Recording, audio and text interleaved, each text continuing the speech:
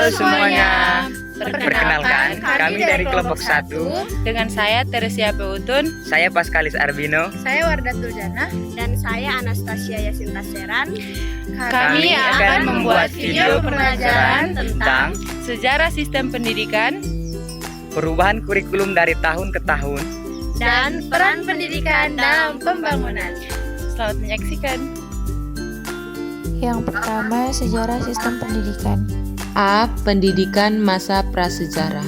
Masa prasejarah atau yang lebih dikenal dengan zaman praksara adalah masa ketika manusia belum mengenal tulisan. Masa praksara adalah zaman ketika manusia mencoba mengembangkan berbagai kemampuannya. Pendidikan yang dijalankan pada masa prasejarah adalah pendidikan informal. B. Pendidikan masa Hindu-Buddha. Pendidikan masa Hindu-Buddha dilaksanakan berbasis agama. Sistem pendidikan masa Hindu-Buddha juga tidak bisa dilepaskan dari sistem kasta yang ada, di mana jabatan guru dipegang oleh Brahmana. C. Pendidikan masa Islam. Proses pendidikan Islam telah berlangsung sejak 14 abad lamanya, bertujuan untuk membina dan mendasari kehidupan anak didik dengan nilai-nilai agama sekaligus mengajarkan ilmu agama Islam sehingga mampu mengamalkan syariat agama Islam secara benar dan sesuai dengan pengetahuan agama Islam. D. Pendidikan masa kemerdekaan 1945 sampai 1950. Revolusi kemerdekaan Indonesia mengakibatkan pendidikan mengalami keadaan yang cukup parah karena sarana prasarana yang termasuk gedung sekolah, alat pelajaran, dan guru sekolah keadaannya sangat menyedihkan.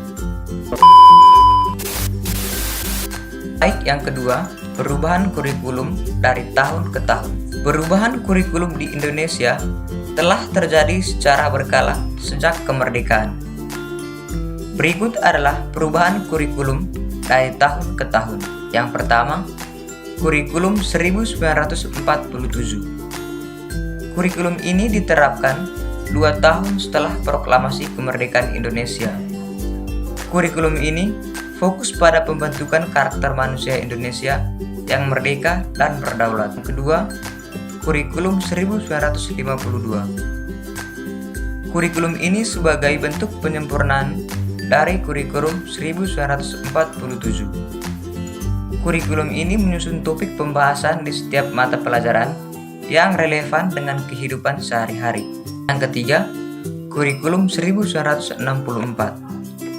Kurikulum ini menekankan pengembangan moral, kecerdasan, dan keterampilan. Proses pembelajaran dilakukan secara aktif dan kreatif. Yang keempat, kurikulum 1968.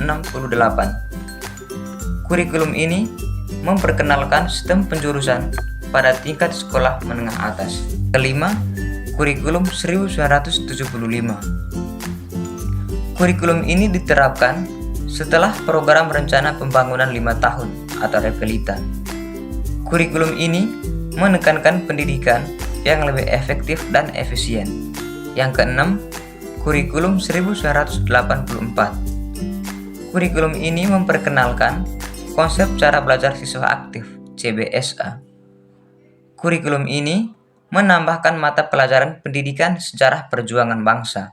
Yang ketujuh, kurikulum 1994 dan suplemen kurikulum 1999.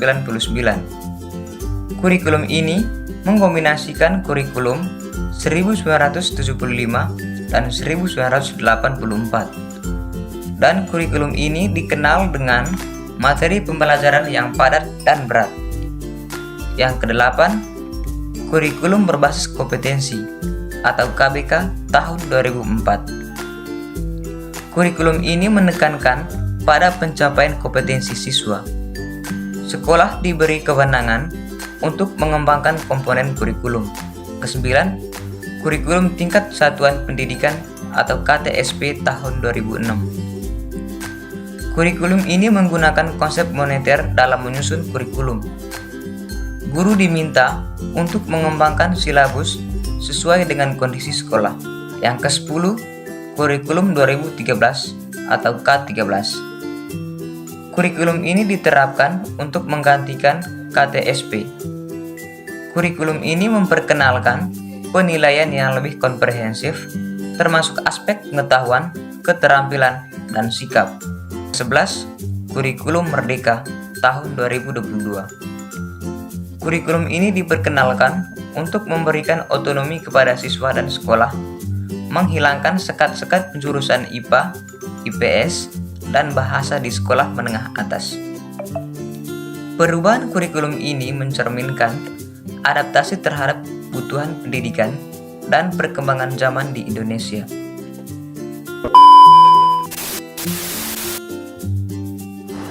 Yang ketiga, peran pendidikan dalam pembangunan.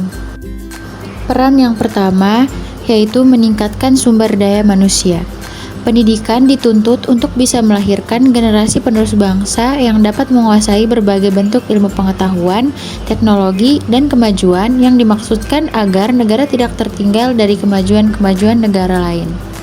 Yang kedua, melahirkan generasi penerus bangsa yang berkarakter. Pengembangan pendidikan budaya dan karakter sangat strategis sebagai keberlangsungan dan keunggulan bangsa di masa mendatang. Pengembangan itu harus dilakukan melalui perencanaan yang baik, pendekatan yang sesuai, dan metode pembelajaran yang signifikan. Yang ketiga, membentuk manusia yang berintelektual. Setelah lahirnya manusia yang berkualitas dengan segenap bentuk ilmu pengetahuan yang telah didapatkan, ditambah lagi dengan karakter yang sudah dibentuk, maka lahirlah orang yang berintelektual tinggi. Lanjutan peran pendidikan dalam pembangunan. 4. Penguasaan terhadap iptek. Pendidikan mendorong penelitian dan pengembangan teknologi baru. Lulusan pendidikan tinggi seringkali menjadi inovator yang menciptakan solusi untuk masalah masyarakat. 5. Peningkatan produktivitas tenaga kerja.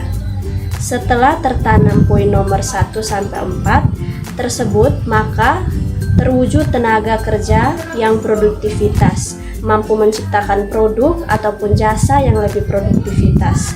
6. Mewujudkan pembangunan berkelanjutan.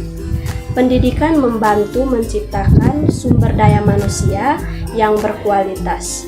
Dengan pendidikan yang baik, masyarakat dapat berkontribusi pada pembangunan yang berkelanjutan dan berkeadilan. Berdasarkan materi yang telah kami jelaskan tadi, dapat kami simpulkan bahwa mempelajari sejarah sistem pendidikan dan perubahan kurikulum dari tahun ke tahun dapat memberikan pemahaman dan sebagai bahan evaluasi sehingga dapat menentukan kebijakan yang mengarah pada perbaikan dan penyempurnaan dalam pendidikan yang lebih baik. Dan perannya dalam pembangunan adalah sebagai fondasi penting dalam membangun nasional yang berkelanjutan dan inklusif. Pendidikan memiliki peran yang sangat penting dalam pembangunan. Melalui pendidikan, masyarakat dapat mengembangkan keterampilan dan pengetahuan yang diperlukan untuk berkontribusi dalam pembangunan. Sekian video pembelajaran singkat dari kami. Semoga bermanfaat untuk kita semua. Thank you for watching. Bye-bye.